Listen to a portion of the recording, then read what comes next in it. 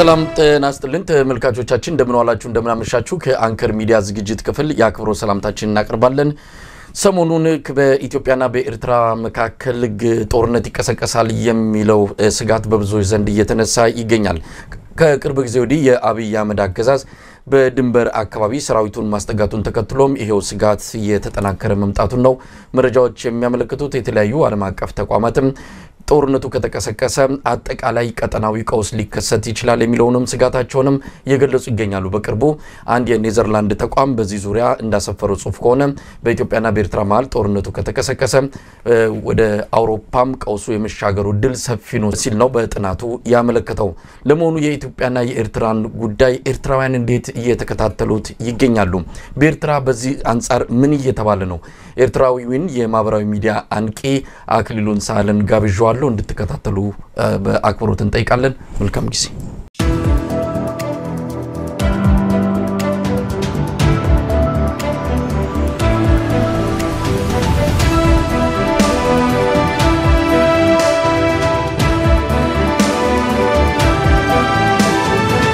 ተናስተለን አክሊሉ ሰላም መሳይ እንዴት ሰነበት ከሰላም ነው ወይ ደና ነው ወይ እንዴና አለን እንግዲህ ከረጅም ጊዜ በኋላ ተገናኘን ባለፈው በዚሁ በኢትዮጵያና በኤርትራ መሃል ስላሉት አንዳንድ ጉዳዮች መወያየታችን ይታወሳል ከዛ በኋላ ብዙ ክስተቶች ተስተናግደዋል አሁን ደግሞ ያለንበት ሁኔታ ጦርነት የሚሸቱ ነገሮች አሉ ምናልባት ይሄ ምን ያህል የሚሰጋው ጦርነት ይከሰታል ወይስ ዝም ብሎ እንደዚሁ በፍጥጫ ከርሞ ኋላ ላይ ሊረግብ ይችላል እንግዲህ እንወያይበታለን ያለውን ሁኔታ እናነሳለን የኤርትራ የውጭ ጉዳይ ሚኒስትር ኦስማን ሳላ በአስመራ ለሚገኙ ዲፕሎማቲክ ማህበረሰብ አካላት እንደዚሁ በወቅታዊ ጉዳይ ላይ ማብራሪያ መስጠታቸውን ነው የሰማነው እሱንም እናነሳለን ግን እንዲሁ እንደ አንድ ኤርትራዊ በኤርትራ ምናልባት ያለውን ሁሉንም ነገር ተከታተላለ ኤርትራውያን ካለው ሁኔታ አንፃር ምን እየተሰማቸው ነው ስጋት አላቸው ወይ ጦርነት ይፈነዳል ብለው ከዚህ አንፃር ምን እየተባለ ነው የሚለውንም በዛ በእናንተ አካባቢ ያለውንም ትገልጽልናል በቅድሚያ ግን አንተ ምን እየተከታተልከው ነው ምንድነው የሚታየው በግራና በቀኝ ያለውን ሁኔታ እንዴት እየተከታተልከው ነው አመሰግናለሁ መሳይ ረጋ ብለ ሁኔታውን ስትከታተል ብዙ ነገር ማገናዘብ ብዙ ነገር ማውጣት ማውረድ ብዙ ነገር ለምን ሆነ እንዴት ይሆናል ምንስ ያስፈልጋል ምክንያቱስ መንስኤውስ ያለም ህግጋትን በተመለከተ የአፍሪካን ድርጅት ህግ አለ የተባበሩት መንግስታት ድርጅት ህግ አለ በተለይ ደግሞ ኢትዮጵያ የአፍሪካን ድርጅትና የብዙ የተለያዩ የዓለምና የአፍሪካ ትላልቅ ድርጅቶች መቀመጫ እንደመሆኑ መጠን በዚህ ሳምንት ወይ በዚህ ጊዜ የሚነሱ ነገሮች የሚወሩ ነገሮችን ስታስብ እንደዚህ አይነት ማለት ላይክ የሽፍትነት አይነት ማለት ይችላል የሽፍትነት አይነት ሁኔታ መኖር አለበት ወይ አስፈላጊ ነው ወይ የሚል ብዙ ጥያቄ ይመጣል እሱን ሁሉ ወደ ጎን ተተግን ምናልባት ባለፈው ጊዜ የዶክተር አብይ አህመድ መንግስት እንዲያንሰራራ ወይ ደግሞ ኢትዮጵያ ውስጥ የነበረውን ሁኔታ አብራችሁ ወይ ደግሞ ውጭም ውስጥም ከጎን ቁማችሁ ላበረከታችሁት ነገር ቁጭት ይሰማችኋል ወይ ላልከው ነገር ቁጭት ሳይሆን የሚሰማን ሁሉ ጊዜ የእምነት ማጣት ነገር ይሰማናል አልኩና እሱ ነው መጀመሪያ ማመጣው የእምነት ማጣቱ ችግር የሚመጣ ከኢትዮጵያ መንግስት ወይ ደግሞ ስፔሻሊ አሁን ካለው የዶክተር አብይ አህመድ መንግስት ወይ ደግሞ የብልጽግና ፓርቲ ብዙ ጊዜ ራስን ችላ ቤት ውስጥ ያሉ አንዳንድ ችግሮችን መፍታት ሲያቀተ እጅ ከምትቀስርበት ሰው በባሰና በከፋ መስቀልቅሉ በወጣ የኢኮኖሚ ኑሮ የሰላም ማጣት የእርስ በርስ ጦርነት በአንድ ሀገር ህዝብ ላይ በጀትም በሚግም በድሮን በታንክ በመድፍ ጦርነት ሲጀምር ያን የግድ ተጠያቂ የምታደርገው ሰው ትፈልጋለህ ለዛ ደግሞ አንድ ቪክቲም የሚሆን ታነሳለ ማለት ነው ስለዚህ ሁኔታውን ሳይሆን ከኢትዮጵያ መንግስት በኩልና የኢትዮጵያ መንግስት ደግፈው ወይ ደግሞ ከተላልቅ የመንግስት ባለስልጣናት የሚሰጠው አስተያየትም ሆነ ትንታኔም ሆነ ቴሌቪዥን ላይ ቀርቦ የሚናገሩት ነገር ሲሰማ በተከክላውን እነዚህ ሰዎች የ3000 ዓመት ታሪክ አላት ኢትዮጵያን የሚመሩ ናቸው ወይ ተላላ አንዳንዴ በዚህ ሰለጠነ በሚባልበት ዘመን ግሎባላይዜሽን በሚባልበት ዘመን እያንዳንዱ ሰው ድንበሩንና አገሩን ይዞ ከአካባቢ ሀገሮች ጋር በኢኮኖሚ ለማደግ በሚሰራበት ሰዓት እንዴት ነው እንደዚህ አይነት ነገር የኢትዮጵያ መንግስት ተሻግሮ እነ ብሬክስ የሚባል ማህበር ውስጥ እየገባ እንዴት ነው እዛ አካባቢ ያሉ ሀገራትን ስጋት ውስጥ ከቶ ጦርነት ለመቀስቀስ የሚነሳው? ማንም ወራሪ በሌለበት ማንም እንዋጋለን በማይልበት ሰዓት ጦርነት ከበሮ በማይመታበት ሰዓት ከኢትዮጵያ መንግስት በኩል እንደዚህ አይነት ልንወረር ነው የውጭ ጠላት አለ ታሪካዊ ጠላት አለ እንደመኞቻችን ይያልክ እንደዚህ አይነት ነገር የሚነገር ለምንድን ነው ብለህ ትጠይቃለህ። መጨረሻ ላይ ገምግመ የምትሰጠው መልስ ውስጥ ማስተዳደርና ውስጥ መምራት ሲያቀተ ካንተ ያነሰም ይሁን የተለቀም ይሁን ሊመታኝ ነው ይያልክ እንደዚህ አይነት ነገር ይነሳል ማለት ነውና ያለን አስተያየት ይሄ ነው ጠቅለል ብዬ ዲፕ ሳልገባ ማለት ነው። አክሊሉ እንግዲህ በአብይ አህመድ አገዛዝ በኩል የጦርነት ዝግጅቶች እንዳሉ ምንም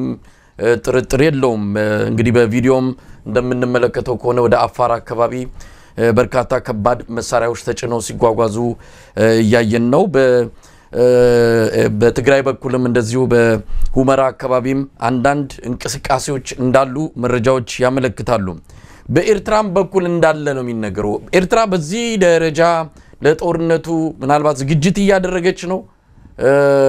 አንዳንድ የሳተላይት መረጃዎች እንደሚያመለክቱት ኤርትራ ጦሯን እያንቀሳቀሰች ነው። በተለይ በአሰብና በአንዳንድ በባድመ አቅጣጫ ዛላምበሳም እንደዚሁ ጦሯን እያንቀሳቀሰች ነው ወይም ደግሞ እያስጠጋች ነው የሚለው ነገር በስፋት ይነገራል። ያው የሳተላይት ኢሜጆችም ምስሎችም ያንን ያሳያሉ። ይሄ በዚህ ጉዳይ ላይ ምን ማለት ይቻላል? እኔ በዚህ ባለፈው ፌብሩዋሪ እዛ ኤርትራ ነበርኩኝ። የፈንቅል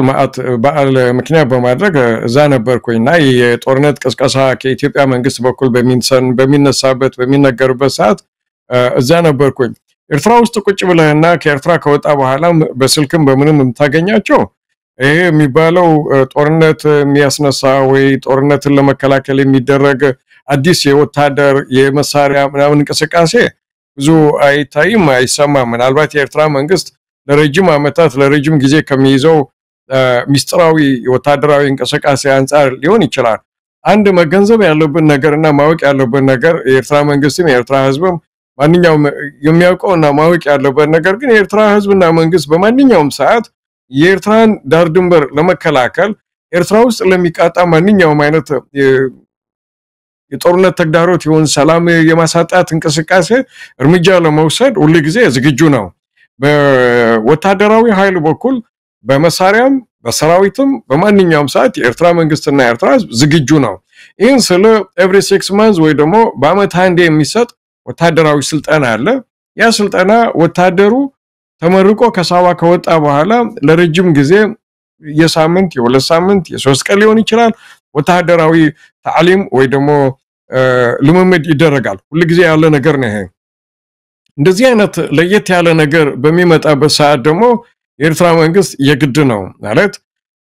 ካልወጋን ካልወረርን እንደሚባለው የባህር በር ካላገኘን በሰላም የሚሆን በጉልበት በሚባልበት ሰዓት ደግሞ የማንም ሀገር መንግስት ዝም ብሎ ቁጭ ብሎ ያያል ወይ ይጠብቃል አይባልም። ኢቭን ዶ ኤርትራ መንግስት ቅድሚያ የሚሰጠው ነገሮች እንዲሰክኑ በኤርትራ ላይ ለሚቃጣ ማንኛውም አይነት ጥቃት ወይ ደግሞ እንደዚህ አይነት ዛቻ ሳይሆን በማንኛውም የጎረቤት ሀገር ለሚነሱ ነገሮች ሰላምንና ሰከን ማለቱን ያስቀድማል ሁሉ ጊዜ። ያን ካስቀደመ በኋላ ለሚመጣው ነገር ግን ሁሉ ጊዜ በቁርጠኝነት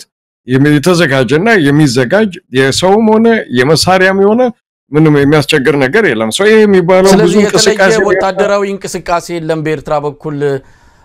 የሚል ነው ምናልባት ባንተ በኩል እየተገለጸ ያለው። ምክንያቱም በዚህ ደረጃ በአብይ በኩል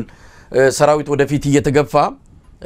መደበኛ ከዚህ በፊት በተለየ ሁኔታ የተደረገ ወታደራዊ ዝግጅት የለም የሚለው ነገር ምናልባት እንደ አንድ ሀገር ጦር አዘምታለው ወራለው የሚል አካል ወይም ጎረቤት ሀገር ባለበት ኤርትራ ምንም አይነት የጦርነት ዝግጅት እያደረገች አይደለም የሚለው ምን ያህል ያስኬዳል? ያስንኮናስ ቀደም ብዬ እንዳልኩ የኤርትራ ሰራዊትና የኤርትራ ህዝብ ሁሉ ጊዜ የኤርትራ መንግስት እንደዛ ማለት ነው ሁሉ ጊዜ ስታንድ ባይ ነው፣ ሁሉ ጊዜ በተጠንቀቅ ነው። አሁን ልክ ከመጣው ከሁለት ሳምንት በኋላ 37ኛ ዙር የቮኬሽናል ትሬኒንግ ተማሪዎች ከሳዋ ተመርቀው ወጥተዋል። ቲቪ ላይ ምናምን ላይ ካየ ከተከታተልን ማለት ነው እነዚህ ሰዎች ላስት ይር ከወጡ በኋላ አሁን ደግሞ ለሁለተኛ ጊዜ የወጡ በ19 በ20 ሺህ የሚጠጉ ወጣት ምልምል ወታደሮች በከባባድ መሳሪያና በማንኛውም አይነት የባህር ኃይል የአየር ኃይል የምድር ኃይል በጸጥታና ሰላም አስከባሪ በሌላ ማንኛውም አይነት ትሬኒንግ የሰለጠኑ ወጣቶች የሚመረቁበት ነው ይህ ማለት በቀጥታ ወደ ምን ይወስዳል የኤርትራ መንግስት በማንኛውም ሰዓት ዝግጁ ነው ማለት ነው every year ከ19 እስከ 23 ሺህ 22 ሺህ 21 ሺህ ወታደሮች ወይ ደግሞ ወጣት ምልምሎች የሚወጡበት ሀገር ኤርትራ ነው በተመሳሳይ መልኩ ግን እንደዚህ አይነት ነገር ሲነሳ ልክ ኢትዮጵያ ውስጥ እየተደረገ እንዳለው መድፍ ማሳየት ታንክ ማሳየት ጌታቸው ረዳ እንዳለው ድሮን በዚህ በኩል አለፈ ምናምን እዚህ አይነት ነገር ኤርትራ ውስጥ ላታይት ይችላል አታይም ምናልባት ለዚህ ማረጋገጫም የሆነው የቪኦኤ ጋዜጠኛ ዶክተር ተወልደ ወልደ ገብርኤል እዛ ነበርና ከዛ እንደመጣ ምን ያጠይቀው ነበርና ያለው መልስ በቀጥታ ነግራለሁ ኤርትራ ውስጥ ነበርኩኝ ያየሁት አዲስ ወታደራዊ እንቅስቃሴ የለም አለ ባጽዕ ነው የነበረው እዛ አካባቢ በሙሉ ተንቀሳቅሷል ባህር አካባቢና እንዲያውም ወታደሩ በሙሉ በየአመቱ የሚደረግ የእዝ ወይ ደግሞ የወታደሮች የስፖርት በዓል የስፖርት ሳምንት በማክበር ላይ ነው ያለ ግን አንዳንድ ወሬ ምን ሰማው ወይ የሚሰማ አለ ታዕሊም ማለት ተሐድሶ ማለት ነው ያንዳንዱ ወጣት ወይ ያንዳንዱ ወታደር በምድብ ቦታው ተመልሶ ገብቶ ስታንድ ባይ ወይ ሬዲ እንዲሆን የሚሰማ ወሬ ነው እንጂ ኦፊሻሊ የሚታይ ነገር የለም ብሏል እኔም እሱን ነው ማሰምረው ያ ማለት ግን የኤርትራ መንግስት በዚህ ጉዳይ ላይ ሸለልተኝነት አለው ማለት አይደለም በፍጹም ሜቢ የማይተኙበት ነገር ቢሆንና በተጠንቀቅ በማንኛውም መልኩ ማለት ነው በአየር መከላከያም ይሁን በታንከኛውም ይሁን በባህረኛም በግረኛም ቢሆን በተጠንቀቅ የሚቆሙበት ሰዓትና ጊዜ መሆኑ ደግሞ ማወቅ አለብን ይሄንን ነው እኔም ማቀው ግን የሚባለው ጋጋታ ሰራዊት ተንቀሳቀሰ መሳሪያ ከዚህ ወደዚህ ተጠጋ ምናምን ብዙ አይታየም ያ አልታየምና አልተነገረም ማለት ግን ከኢትዮጵያ በኩል ይሆን ከሱዳን ከጅቡቲ ከአጓራባች ማንኛውም ማለት ነው እንኳን እንዲህ አይነት ፍከራ እንኳን እንደዚህ አይነት ሽለላ ይቅርና በማይኖሩበት ሰዓት የኤርትራ ሰራዊት ሁሉ ጊዜ ስታንድ ባይ ነው መጠኑ ቢበዛም ቢያንስም ማለት ነው ስለዚህ ኦፊሻሊ የምታየው ቴሌቪዥን ላይ ጋዜጣ ላይ ወይ ደግሞ የክፍለ ሰራዊቱ አዛዦች በየሚዲያ ወጥተው እንደዚህ ተዘጋጅተናል እንደዚህ አድርገናል እንደዚህ ካልወረረን ይህን ያህል ታንክ ይህን ያህል መድፍ ይህን ያህል ተተኳሽ አንቀሳቅሰናል ብሎም አያውቁም አይሉምም በዚህ ሰዓትም አይባልም ያ ማለት ግን ምደግመው ነገር ለማንኛውም ጥቃት ማንኛውም አይነት ኤርትራን ሊነካ የሚችል ኃይል በሚንቀሳቀስበት ሰዓት ግን አጸፋ የሚሰጥ የአየር ኃይል የባህር ኃይል የምድር ኃይል እግረኛ ሰራዊት ሬዲ እና ስታንድ ባይ ሆነባት ሀገር ነች ማሳይ አክሊሉ እንግዲህ በቅርቡ ነው ከኤርትራ የመጣውት ብለሃልና ምናልባት ይሄ የጦርነቱ ወሬ ከተጀመረ በኋላ ነው የሄድከውና ህዝቡ ምን ይላል ስጋት አለው ጦርነቱ ውስጥ እንገባለን የሚል ሁለት አይነት ስጋት ነው ሁሉ ጊዜ ኤርትራ ውስጥ ያለው ሁለት አይነት ስጋት ነው ያለው እና አንደኛው ስጋት ምናልባት ቲቪ ላይ ተከታተለ ከሆነ ኤርትራ እዛ ያለው ማለት ነው የ50ኛ አመት ታጋይ ያልነበሩ ንጹሃን ሲቪሊያን ዜጎች ላይ በኃይለ ሥላሴም በደርግ ጊዜም የተደረገ የመግደል ሁሉ አይነት ግድያ ቡና ቤት ውስጥ ያሉ እየጠጡ ፋብሪካ ስራ ያሉ ከስራ የሚገቡ ሰዎች በተለያየ አጋጣሚ የተገደሉ ግን ሲቪሊያን የሆኑ ሰዎች የ50ኛ አመት ዝክር ነበር እና ሁሉ ጊዜ ስጋቱ የኤርትራ ህዝብ ኢትዮጵያ ውስጥ የሚሆን ኤርትራ ውስጥ የሚሆን ሱዳኑ ማንኛውም ቦታ እንደዚህ አይነት ዜጎች ያለ ምንም ምክንያት ጦርነት ውስጥ ገብተው እንዳይጠፉ ስድራ ቤት እንዳይበታተን የሀገር ሀብትና ንብረት እንዳይወድም ስጋት አለው ምክንያቱም ከ50 ከ30 አመት በላይ ጦርነትን በተግባር ያየ ህዝብ ስለሆነ እንደዚህ አይነት ነገር እንዲመጣና እንዲደገም አይፈልግም ያ አንድ ስጋት ነው ይሄ ስጋት ነው ሁለተኛው ነገር ግን የግድ ተኮኖ ከተገባ ምንም አማራጭ ስለሌለ ተገደም የምትገባበት ነገር እስከሆነ ድረስ ደግሞ ህዝቡ መንግስትም ሰራዊቱም ዝግጁ ነው ሁለተኛው ስጋት ግን አስፈላጊ ነው ወይ ለምን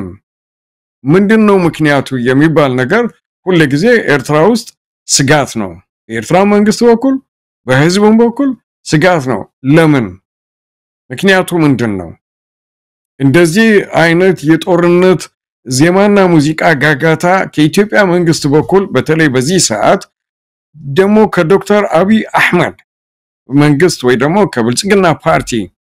ትላንት ተደምረናል ተብሎ ስንት ነገር የተደረገ የኤርትራ መንግስትን የኤርትራ ህዝብን የኤርትራ ሰራዊትም አስመራም ሆኖ ውጭም ሆኖ ብዙ ዋጋ ለከፈለለት መንግስትና መስተዳደር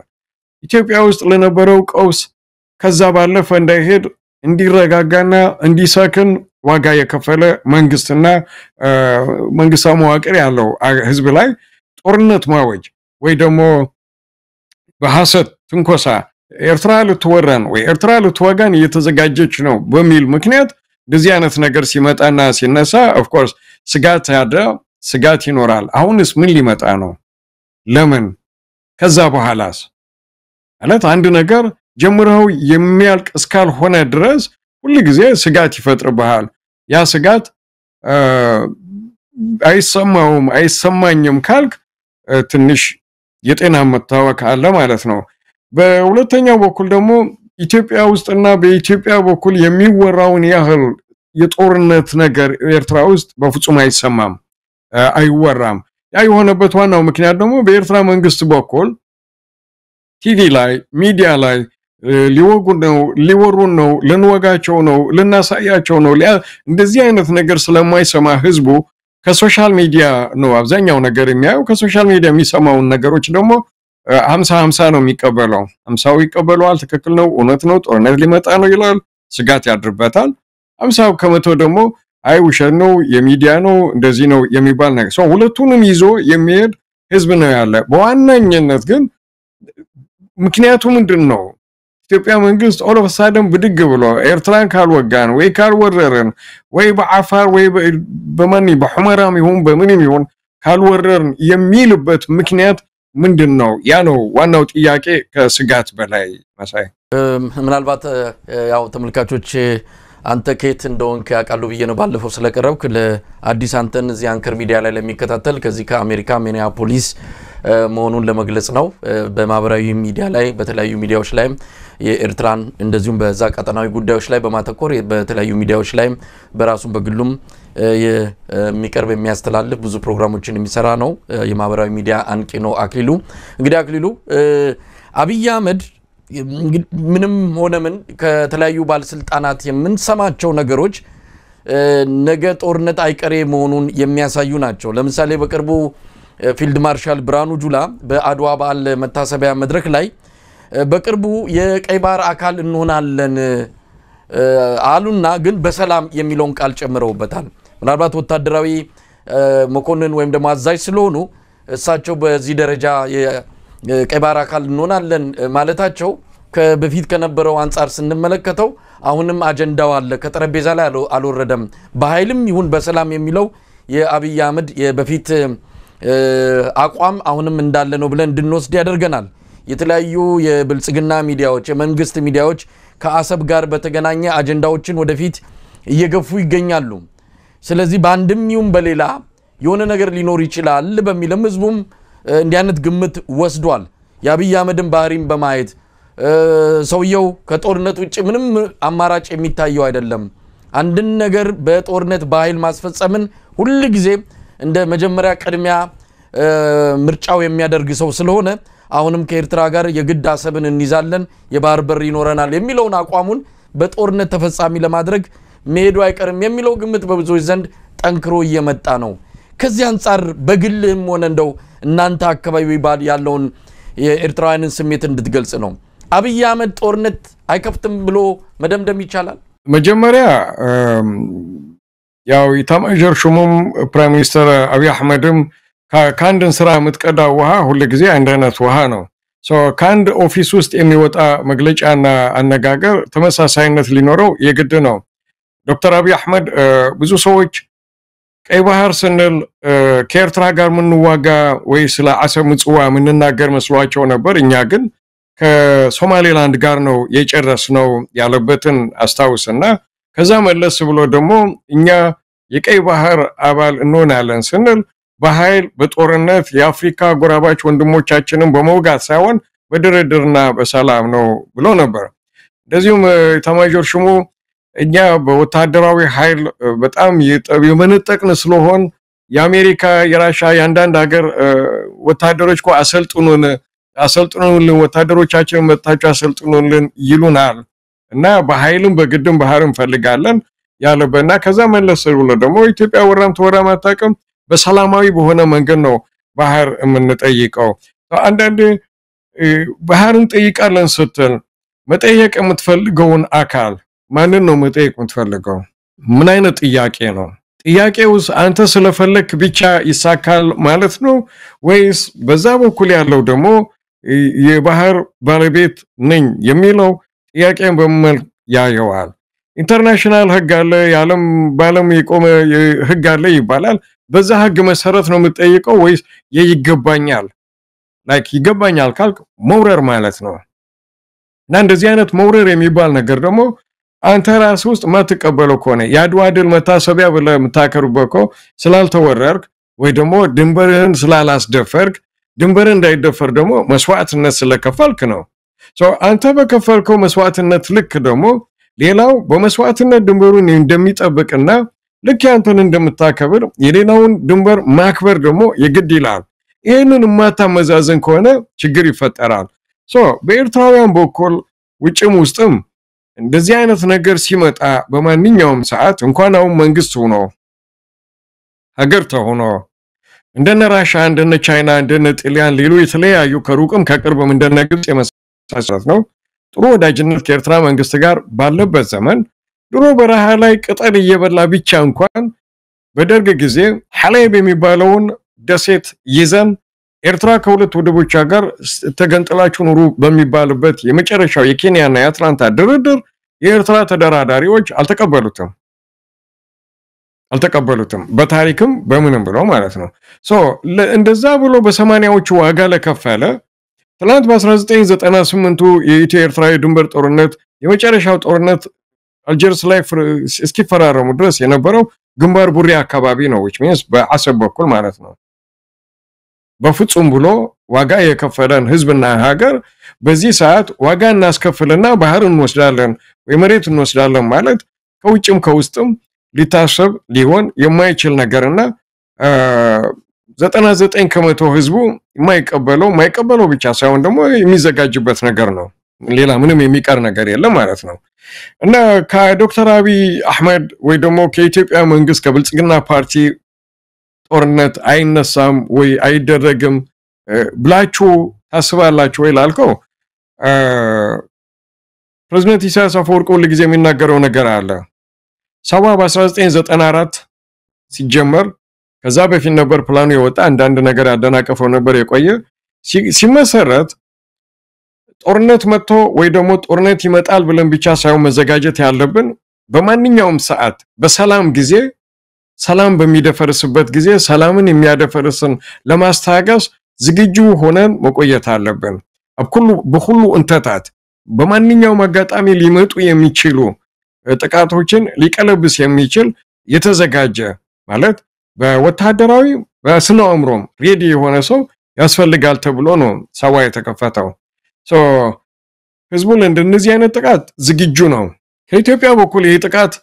ሊመጣ ይችላል ላይመጣ ይችላል ሁለት ነገሮችን ማስቀመጥ ትችላለህ ሁለት ነገሮችን የምናስቀምጥበት ምክንያት ደግሞ አለ አንደኛው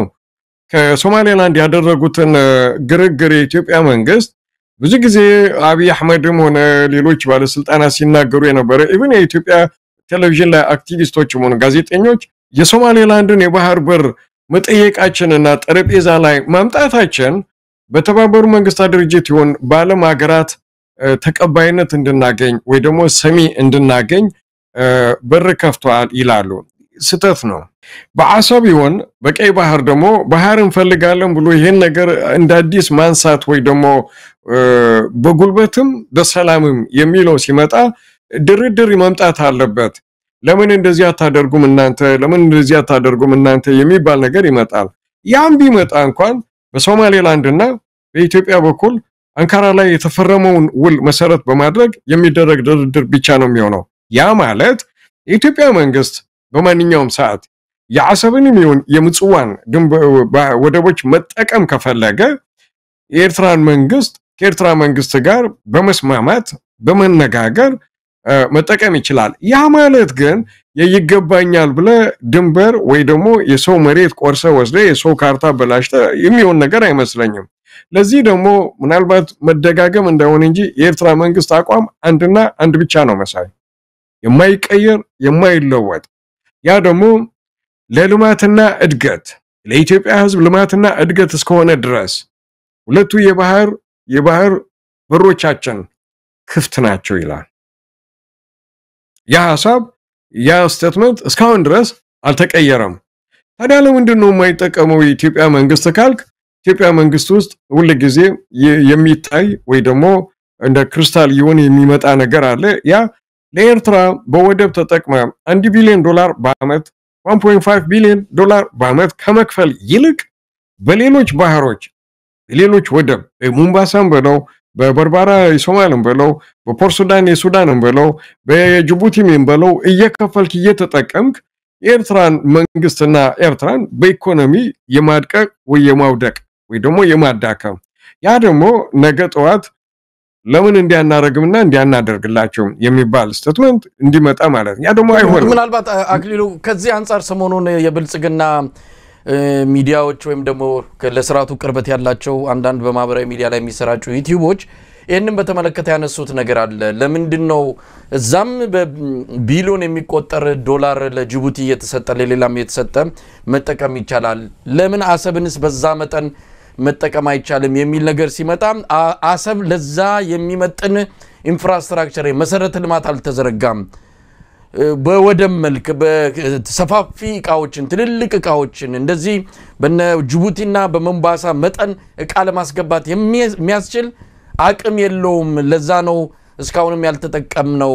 በገንዘብ ለመጠቀም የማያስችል የሚል ነገርም ያነሳሉ ለማንኛውም ይሄ ምክንያት ነው ብዬ አይደለም ነገር ግን እንደ አንድ ኢትዮጵያ የባህር በር ወደብ እንዲኖራት እንፈልጋለን ምንም 120 ከዛ በላይ ህዝብ እንዲ ተዘግቶ መኖር አለበት ማለት አይደለም ግን ይሄ ጥያቄ ከጎረቤት ሀገራት ጋር ከኤርትራም ይሁን ከሌላ ጋር በሰላም ተነጋግሮ ነው መምጣት ያለበት የወደብ ባለቤት መሆን ይቻላል ተነጋግሮ በብዙ ንግግሮች ነው አንድም ጥይት ሳይተኮስ በስምምነት ማድረግ ይቻላል የሚለው ነው እንግዲህ ዋናው ከአብይ አህመድ አገዛዝ አካይር ጋር ብዙዎቹን ኢትዮጵያውያን የሚለየው እኔ ካለኝ ግንዛቤ የጅቡቲ ወደብ መስፋት ሆነ በዘመናዊ መልክ መሰራት የጀመረው ምናልባት በመጨረሻዎቹ አቶ መለስ ዜናዊ ስልጣን ዘመንና በአቶ ኃይለማርያም ደሳለኝ ስልጣን ላይ ከመጡ በኋላ ነው ያሰብ ወደብ እንደዚህ እንደሚባለው ለምክንያት የሚቀርብ ኢንፍራስትራክቸር የሌለውና ትላልቅም ሆነ ትናንሽ መርከቦችን ማሸግ ወይ ደግሞ ማስጠጋት የማይችል ወደብ አይደለም በደርግ ጊዜም በጣም ትላልቅ የእርዳታ መህል የሆነ ሌላ ነገር ጭነው የሚመጡ የነበሩ መርከቦች የሚታሸጉበት በጣም ዘመናዊ ወደብ ነው እስከ ጦርነቱ ድረስም ከ1991 እስከ ጦርነቱ በመጣበት 1997-98 ድረስ ደግሞ የኢትዮጵያም የኤርትራም ይገባ ይወጣ የነበረው በትንሽ ይምጣ በትልቅ ይምጣ እንደያቀራበው ባጽ ወይ ደግሞ አሰብ ላይ ነበር የሚራገፈው እና እስካሁን ድረስ እዛ በአሰብ በኩል ያልተጠቀም ነው ወደቡ ስላልተዘጋጀ ትንሽ ስለሆነ ለሚባለው ነገር ያ ቀደም እንዳልኩ ነው ማንኛውም አይነት ብር ለወደብ ተብሎ ለኤርትራ መከፈል የለበትም ነው እንደዛ ብለ ካሰብክና በጓ አስተሳሰብ ከሆነ ቀደም እንዳልከው ባህር በር ያስፈልገናል መጠቀም እንፈልጋለን 120 ሚሊዮን ህዝብ አለንና ኢምፖርት ኤክስፖርቱን በዛን ልክ ያድጋል ለሚባለው ቁጭ ብሎ መነጋገር ነው ወደቡ መታደስ አለበት ታደሰ ወይ ያን ለማድረግ ደግሞ የኤርትራ መንግስት መጀመሪያ በ2018 ሰላም እንደመጣ መጀመሪያ ያደረገው ነገር ፈራርሶ የነበሩ መንገዶች ከአሰብ እስከ ኢትዮጵያ ድንበር ድረስ መጠገን ላይ ነው ተጠገነ ከዛም አልፎ ደግሞ የባቡር መስመር ለማሰራትም ፕላንና እቅድ ነበር ኦፍ ኮርስ ለ20 አመት በጣም ትልቅ ይሄ ነው የማይባል ኢምፖርት ኤክስፖርት በአሰብ ወደብ ላይ ስላልነበረ ብዙ የቆመ ሜንቴናንስ የሚያስፈልገው ያልተሰራ ነገር አለ በትክክል በግልጽ መንግስት ተነግሮበታል ያንን አስተካክሎ ወደ ስራ መግባት አብሮ ለመገልገል የሚባለው ነገር ግን እኔ እንደሚታየኝ ማለት ነው እንደ ኤርትራው ብቻ ሳይሆን በኢትዮጵያ መንግስት በኩል ይህ አቋምና ሐሳብ ምኞትና ፍላጎት የለም ይሄ ደግሞ ምናልባት በሌላ ጊዜ ቪዲዮውን ልልክልህ እችላለሁ። አቶ መለስ ዜናዊ ከመሞቱ በፊት አንድ ዝግ ስብሰባ ላይ እዚህ ዋሽንግተን ዲሲ ኤርትራ ላይ ብር እየሰጠን ወደቡን ከምንጠቀምና ያ ብር ደግሞ እዛ ላሉ ጎረምሶች ትንፋስ እንዲዘሩ ከሚያደርግ የኤርትራን ያህል ባይሆንም ጉዳቱ እየተጎዳን በጅቡቲ መጠቀም ይሻለናል ያለበት ጊዜ አስታውሳለሁ። ቪዲዮም አለ እና በኤርትራ በኩል ያለመጠቀሙ ወደቦቹ ስላልተስተካከሉ ወደቦቹ ትናንሽ ስለሆኑ ሳይሆን እንዲያውም የአሰብ ወደብ ከዛ አካባቢ ካሉ ወደቦች በጣም ሰፊና በጣም ሰፊ የሆነ የስቶሬጅ ያለው ወደብ ነው። ያም ቢሆን ግን በመነጋገር የኤርትራ መንግስት ይሄን ነገር አዘጋጅቶ ወደቡ ግልጋሎት በሚሰጥበት መልክ ሬዲ እንዲሆን መነጋገር ብቻ ነው። እኔ ይሄን ነው እምለው። ሌላው በትልቅ አውሎ ንፋስ አዙሪት ላይ ገብተህ እንደመሽከርከር ማለት ነው የኢትዮጵያ መንግስት እየተከተለ ያለው አካሄድ። ያ ማለት ምንድነው? ሱዳን ውስጥ ያለውን ሁኔታ እያየን ነው። ሶማሌ ውስጥ ያለውን ሁኔታ እያየነው ነው። በተመሳሳይ መልኩ በዛሬው ዕለት በፕሬዝዳንቱ ላይ የግድያ ሙከራ ወይ ሱሳይድ ቦምብ ጥቃት ደርሶ ነበር። ሳውት ሱዳንም በተመሳሳይ መልክ የዩጋንዳ ወታደሮች ገብተው እንዲያረጋጉ ወይ ደግሞ መንግስቱን ሳልቫኪር መንግስቱን እንዲያግዙ እየተደረገ ነው። ስለዚህ በኢትዮጵያ ውስጥም ቢሆን ደግሞ ከኤርትራ ጋር እንተውና ኢትዮጵያ ውስጥ ብቻ ያለው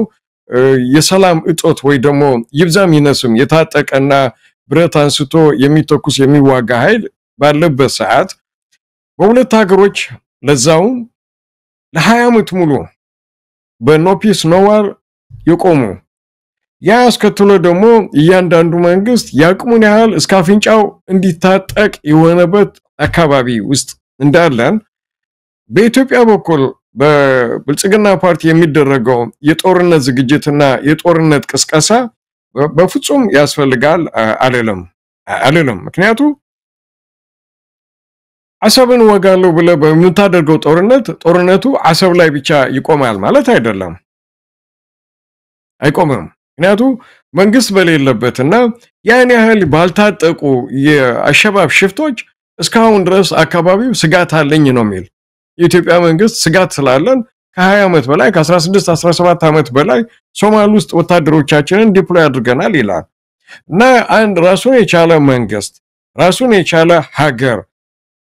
ጦርነት አንስተ መውረር ወይ መዋጋት ማለት በዛ አካባቢ ሰላም ለዘለቄታው እንዳይኖር ማድረግ ነው። በተመሳሳይ መልኩ እንደዚህ አይነት ነገር ውስጥ ስትገባ ልክ የኢትዮጵያ መንግስት የኤርትራ መንግስት እስካሁን ድረስ በዚች ሰዓት ማለት ነው አላደረገውም። ልክ እንደ ኢትዮጵያ መንግስት የኤርትራ ተቃዋሚ ነኝ የሚለውን ኃይል አምጥቶ ምን ይሻላል በምን እናግዛችሁ እንዳለው ኤርትራ መንግስት ደግሞ የሸኔን ይሁን የፋኖን ይሁን ሌላ የታጠቀ ኃይል ካለም ለምን ትግራይ ውስጥ የታጠቀ ኃይል የለም እስካሁን ድረስ የታጠቀ ኃይል እስካለ እነሱ በሄዱበት መንገድ ደግሞ ለምን እንዲያታደርጉም ይሄን ማገዝ እንችላለን። የታንክም የብረትም የብርም የሐሳብም አድቫይስ ማድረጉንም ማገዝ እንችላለን። የአብይ መንግስት ወይ ብልጽግና መንግስት ኤርትራ ውስጥ ሬጅም ቼንጅ እያሰበ ከሆነ የኛ 4 ኪሎ ውስጥ ያለው መንግስት ሬጅም ቼንጅ የማናስብበት ምንድነው? እስካሁን የኤርትራ መንግስት ይሄንን አሁን የምትለውን አክሊሉ ፋኖንም ሆነ ትግራይ ውስጥ ታጣቂ አለ፣ የቲዲኤፍ ታጣቂዎች አሉ፣ የኦሮሞ ነጻነት ሰራዊትም አለ። የኤርትራ መንግስት እስካሁን ይሄንን አላደረገም። ምናልባት አንድም የሚቀርበው ክስ በአብይ አህመድ በኩል የሚቀርበው ክስ የኤርትራ መንግስት ተቃዋሚዎችን ያግዛል ፋኖን ይረዳል የሚል ነው። እስካሁን አላደረገም። በዛ ደረጃ የሚቀርበው ክስ ትክክል አይደለም ማለት ነው። ያው ሁሉ ጊዜ ምን አለ መሰለ መሳይ አትሊስት ትንሽ ማለት ከ110 ከ120 ቢሆን ያን ነገር አለ ወይ እየተደረገ ነው የሚያሰኝ ትንሽም ፍንጭ ማየት ወይ መታየት አለበት። አዝማሚያው እንደዛ ነው ለማለት ማለት ነው። እስካሁን ድረስ እኛ እንደምናውቀውና ከማንኛውም በኩል የወጣ ኤቪደንስ እስከሌለ ድረስ የኤርትራ መንግስት እንደነዚህ አይነት ነገሮች ላይ አይገባም፣ መግባትም አይፈልግም፣ መግባት ፍላጎትም የለውም። ምክንያቱም በተለያየ አጋጣሚ የሚናገረው ፕሬዝዳንት ኢሳያስ አፈወርቂ እስካሁን የገባንበት ጦርነት ትግራይ ውስጥ ከሆነ ከማንም ህዝብ በላይ የትግራይ ህዝብን ጎድቶታል፣ የትግራይ ህዝብ ተሰቃይቶበታል። ኢትዮጵያ ውስጥም በተመሳሳይ መልኩ ባለፉት 20 ዓመት ጦርነት ባይኖርም ብዙ የተለያዩ ጭፍጨፋዎች የጋምቤላ ጭፍጨፋ የአፋር ጭፍጨፋ 2.5 ሚሊዮን የአማራ ህዝብ ዘር ማጥፋት የተለያዩ ነገሮች እንዲደረጉ ያለ መረጋጋቱ የፈጠረው ነው ምክንያቱም የኢኮኖሚ መስቀልቀል ይፈጠራል የመንግስታቱ የባለስልጣን ኮራፕሽንነት ይፈጠራል የዘረኝነት ነገር ይፈጠራል እና ከሰላምና ሰላም በስተቀር ከውጭም ከውስጥም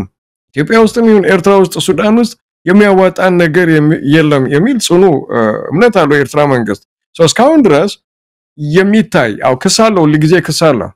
ጌታቸው ረዳ ትላንት የሰጠው አስተያየቱም ያን ነው የሚለው አንዳንድ የትግራይ ጀነራሎች እና የትግራይ ክልል መስተዳደር መሪዎች ከኤርትራ መንግስት ወይ ከሻዕቢያ ጋር ሆነው የብልጽግናን መንግስት ለመውጋት ፕላንና ዕቅድ አላቸው ይላል ግንኙነትም አላቸው ይላል ጭብጣምጣ ሲባል ግን በሌላ ጊዜ ነው ማመጣው መንግስትንና ሀገርን የራስን ህዝብና የራስን ጓዶች እየከሰስክ አንድና ሁለት ሶስትና አራት ባለስልጣናት ከኤርትራ መንግስት ጋር ግንኙነት ካላቸው እከለና እከለ ማለቱ በጣም ቀላል ነበርና የለም እስካሁን ድረስ ያ ነገር ምናልባት አቶ ጌታቸው የክልሉ ጊዜያዊ አስተዳደር ፕሬዝዳንት ናቸው በዛ ደረጃ አደባባይ ወጥተው ግንኙነት አለ ስም ዝርዝራቸውንም በቅርቡ እናገራለሁ ብለዋል እንደው ምንም ነገር በሌለበት በዛ ደረጃ አደባባይ ወጥተው ይናገራሉ ተብሎ ይተበቃል የሆነ ነገር ሳይኖር እንዲ እርግጠኛ ሆነው አንድ የክልል ፕሬዝዳንት ምናልባት ነገ ከነጎዲያ ይሄ ነገር ማስረጃውን የሚያመጡም ከሆነ አብረን የምናየው ይሆናል ግን እርግጠኛ ሆነው መናገራቸውን ስናይ የሆነ ነገር ይኖር ይሆነ የሚለው ጥርጣሬ በተለይ ከተናገሩ በኋላ በስፋት እየታየ ነው በትክክል በውሸት አኪዝ ማድረግ ይቻላል ዓመትና ተደረገው ስማጥፋት ኤርትራ መንግስት ላይ በጣም ብዙ ጭብጦችን ማቅረብ የሚችል ቢሆን እንኳን አንዲት ምሳሌ ብቻ ሰጣለሁ ጦርነት በነበረበት ሰዓት የኤርትራ መንግስትና የኤርትራ ወታደሮች ከብልጽግና ወታደሮች ጋር በመሆን ከፌደራል ፖሊሶችም መንግስትም በመሆን አክሱም ህዳር ጽን ላይ የተደረገ ጭፍጨፋ ተብሎ የሌለ ፕሮፓጋንዳ ተሰርቶ ነበር ልክ ጦርነቱ በቆመባት ጊዜ ማለት ህወሓቶች ተገፍተው እያንዳንዱን ከተማ መቀሌንም አክሱምንም አድዋንም አድግራትንም ለቀው በወጡበት ሰዓት አክሱም የገባው የኤርትራ የቴሌቪዥን ዘጋቢዎችና ሌሎች የአክሱም ህዳር ጽን በተክርስቲያን ላይ አንዲት የበተክርስቲያኑ መስኮት መስታወት አልተሰነጠቀችም አልተሰበረችም ጥይትም አልተተኮሰበትም እና እያንዳንዱ ጌታቸው ረዳም ነደብረጽዮንም ሌሎችም ይሰጡት የነበረ መግለጫ ግን ህዳር ጽን ላይ የነበሩ ምእመናን ላይ የደረገው ጭፍጨፋ ከዚህ ከአሜሪካ ሳይቀር ቄስ ነኝ እዛ ነበርኩኝ ብሎ ብዙ ክስ ነበርና ጌታቸው ረዳ በውሸት ይሄን ነገር ማለት ይችላል ወይ ላልከው በትክክል ማለት ይችላል ባለፈው ጊዜም ብዙ የታዩ ተመሳሳይ ነገሮች ስላሉ ማለት ነው የኤርትራ መንግስት እስካሁን ድረስ እስከዚህ ሰዓት ድረስ በፍጹም ማንኛውም ይሁን ኢትዮጵያ ውስጥ ያለ ታጣቂ ኃይል እኛ ማገዝ እንችላለን እኛ ይሄን ነገር ማቅረብ እንችላለን አብረን ተባብረን መስራት እንችላለን ያለበት በፍጹም ይህ ነው የሚባል ጭብጥ የለ አኪዜሽን ክሱ ግን ከብልጽግና ከአንዳንድ የኢትዮጵያ መንግስት ጀነራሎች እንደዚሁም ከትግራይ መስተዳደር እንደነ ደብረ ጌታቸው ረዳ እንደዚሁም ጻድቃን ገብረትንሳኤ ብዙ ጊዜ የሚሰማ ነገር ነው ስለዚህ የነሱ ወደ ጎን ተታን ግን እንደዚህ አይነት ነገር እየገፋ ከሄደ ወደ ሳይሆን ተገደምት ገባበት ነገር ይመጣል ምክንያቱም በኤርትራ ህዝብ አንድ ምሳሌ አለ መሳይ ወደ አሻ ጥራሂው ክልተሻዕ ዝጽፋዕ ይባላል ማለት የሞኝ ልጅ ብቻ ነው ሁለት ጊዜ በጥፊ የሚመታ ይባላል ያ ማለት ምንድነው በዚህ ስም ያጠለሸ የኤርትራ መንግስትና የኤርትራ ህዝብ ያሳጣው ነው በተባበሩ መንግስታት ድርጅት ይሁን በአፍሪካ መሪዎች ይሁን በሌላ በዚህ በኩል ደግሞ አንተና የኤርትራ ተቃዋሚ ነኝ የሚለውንም የኤርትራ ጠላት ነኝ የሚለውንም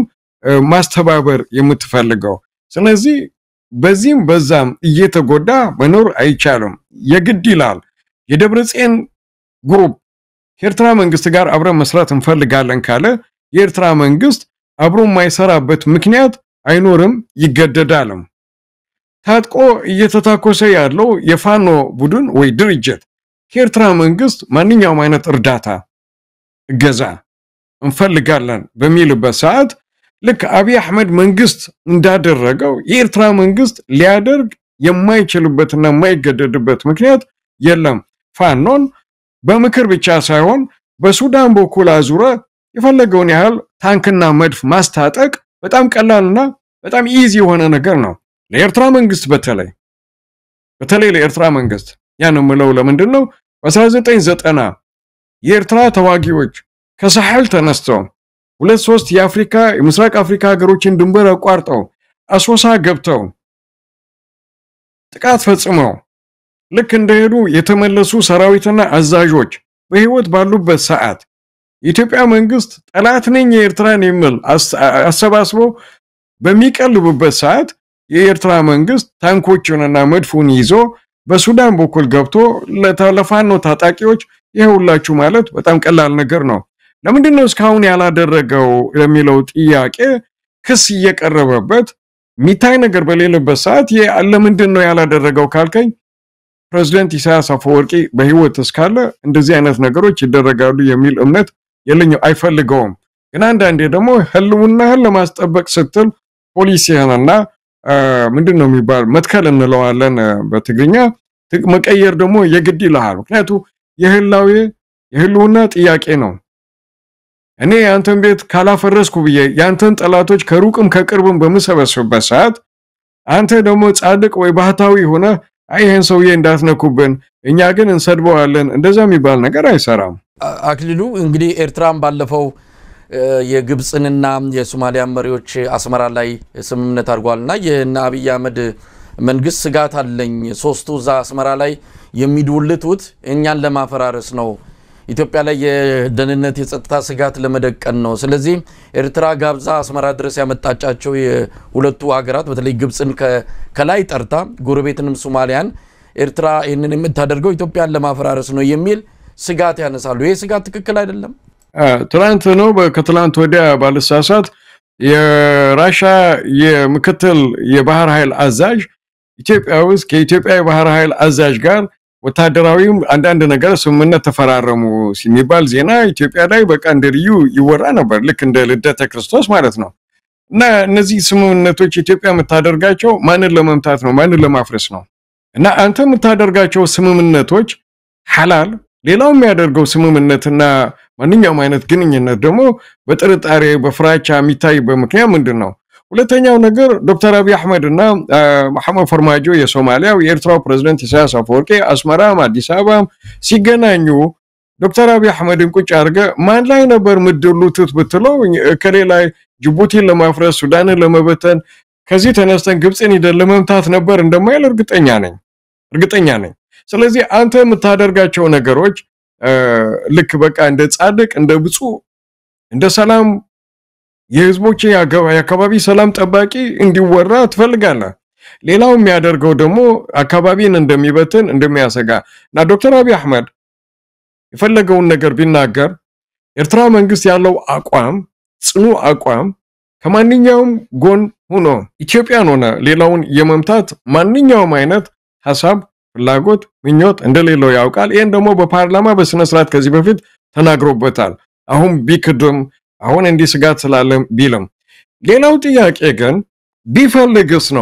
ቢፈልግስ ነው ስለ ደግሞ አንተ ጀነራሎችንም አድርገ አንተ ራስህም ሆነ